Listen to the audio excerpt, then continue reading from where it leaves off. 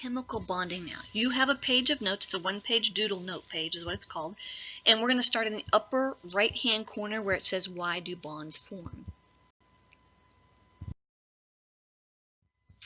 So when atoms bond, basically they're becoming more stable. And when they become more stable, that's typically when they either have an octet, they have 8, octets 8, remember that?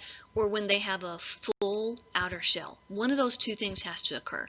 So they're going to have a full outer shell, which typically means 2 if it's a really tiny atom like hydrogen, helium, lithium, beryllium. Or it's got a full outer shell or 8 as an octet. I don't like to say it's got a full outer shell because a lot of times they're not full. They have that 8. When they have 8 in their outermost orbit, that's when they tend to be stable. And I think our next slide will talk about that. Okay, they can donate, they can give up electrons, they can take or receive electrons. So donating, receiving, or sharing electrons allows them to achieve that octet. So when they are donating, again, they're going to give up those electrons, they're going to take electrons, and it's all about getting them to have that stability. Many of the elements on the periodic table, you just don't see them in their pure state because they're pretty much unstable. The only ones that are really truly stable are those noble gases way over there on the right hand side. They are non-reactive. They already have the octet, the 8 electrons in the outside orbit, or in the case of helium, they're full, their first orbit. Helium only has one pitiful little orbit and it's full with 2. So when they reach that stability, that's when they no longer react at all. So all of the elements on the periodic table are really trying to reach that stability. So the octet rule, if I can get it to go there, the octet rule means they have 8 electrons in the outer orbit. And we don't know why it's 8. It just simply is 8. This is what we've discovered. If they have 8 valence electrons, they stop reacting and they're stable. That's why they chemically react. So when we talk about atoms reacting, there are 2 types of chemical reactions. There are 2 types of bonds that they form with other elements. They form ionic bonds and they form covalent bonds. So we talked about them receiving or donating, taking or giving electrons. If they take away or give electrons, they're going to form ions. And if they share electrons, they don't. So the first thing is, if they take or give away electrons, they're going to mess with the number of charges that they have. Normally, atoms are neutral. And when we say they're neutral, they say that it means that they're not negative, they're not positive, they're neutral, because they have the same number of protons, positive protons, as they have negative electrons. And because of that, they're neutral. When atoms bond together, we mess with the number of electrons. Remember, the electrons are floating around on the outside of the nucleus. They're the easiest to get to. We don't ever mess with anything inside the nucleus because that's nuclear chemistry. That's when you're working with radioactive material, and we don't ever do that. So the only thing you do in IPC and in chemistry is you deal with chemical reactions, not nuclear reactions or anything like that.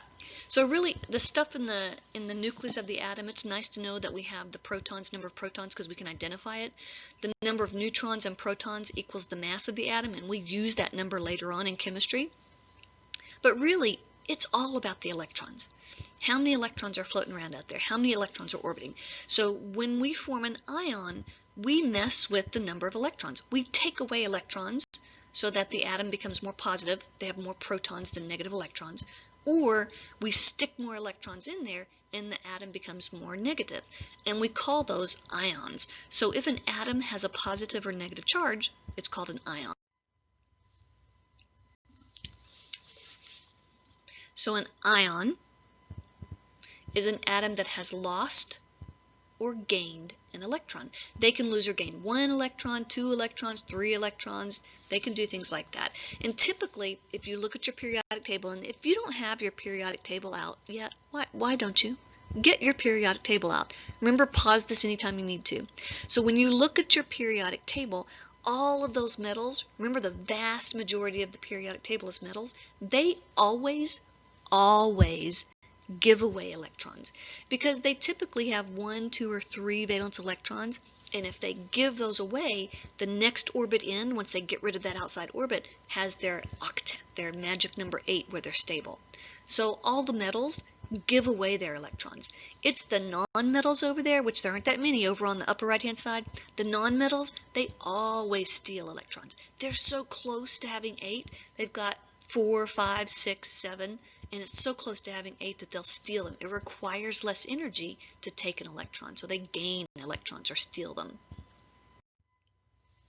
Now, in the ionic bond, it occurs when a metal atom donates or gives up 1 or more electrons to a nonmetal. So when we talk about ionic bonds, it's always between a metal and a nonmetal.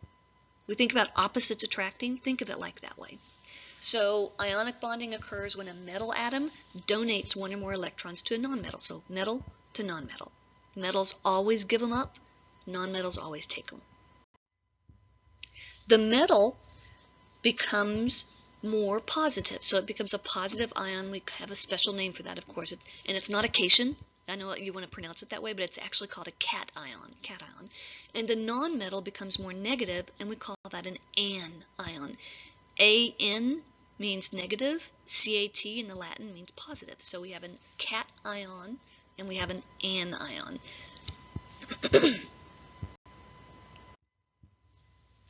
Okay, so if you're following along on the paper, this is where we're filling them, and we'll be giving you a grade for these notes, so you should be taking really good notes. That means write in human letters so other humans can read what you've written.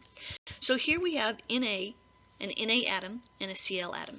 Na is over on the left-hand side of the table, so it's a metal. Cl is on the upper right-hand side of the table, so it's a nonmetal.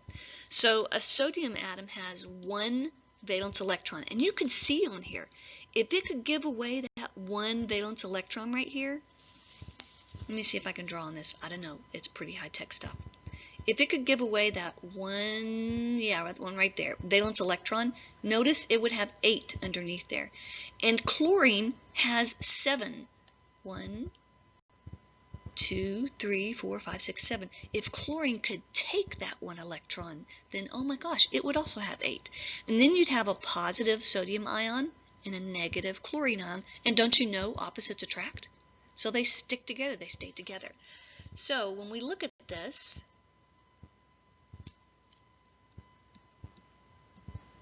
a sodium atom has 1 outer electron. Chlorine has 7 outer electrons on there. I love this, neither atom is happy. They're not stable.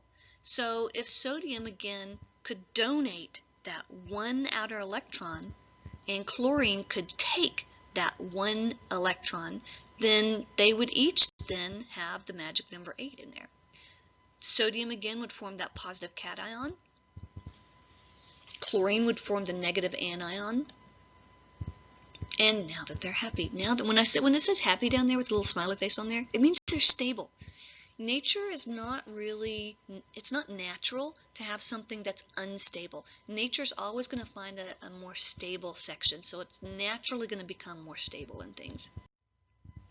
So if we look at the next one, look what happens here. So if you look at that, the sodium gave up its electron to the chlorine. Now chlorine has 8, and you can see the little green electron in there in the outside of chlorine, and then they are attracted to each other because you have negative charge and a positive charge.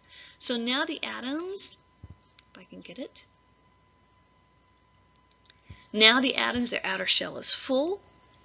Sodium has a +1 charge. Chlorine has a -1 charge. Yes, write that crap down. Just because it's not got a blank line for it doesn't mean you don't write it down. Just in the same way that they wrote it down, you can write it down on your paper too. And then together, that forms a totally new substance. Okay, so look, sodium, pure sodium metal is crazy reactive with water. If you put a little bit in water, sometimes it even bursts into flame. If you guys have a chance, Google on YouTube, get on YouTube and search sodium party. And this guy, typically that does the most of them, Theodore Gray, he does all these little sections where he uses larger and larger and larger amounts of sodium and puts it in water, and you get some pretty good explosions going on. Sodium is not something you'd stick in your mouth. Chlorine, pure chlorine, is a yellow-green poisonous gas. Neither of those things you're going to eat separately. You don't even want to be around them separately. But the minute you let them chemically react with each other, a completely new substance forms. You get NaCl, which is really, really tasty on your French fries, which is just shocking that it's like that. Two totally nasty things, terrible that you wouldn't want around, and then all of a sudden they chemically react together and you get new things. This is how everything on the planet's made. Every piece of matter that you pick up is made of something like this. So the vast majority of things that you guys are, look around in your room, things that you handle every day, are not pure elements. They're chemical combinations. They're elements that are chemically bonded to each other, and you get new substances that are formed there.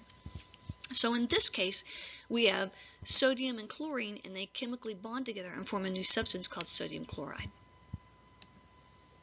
Now, in this case, we have the ions that are there. They have opposite charges, and they attract each other.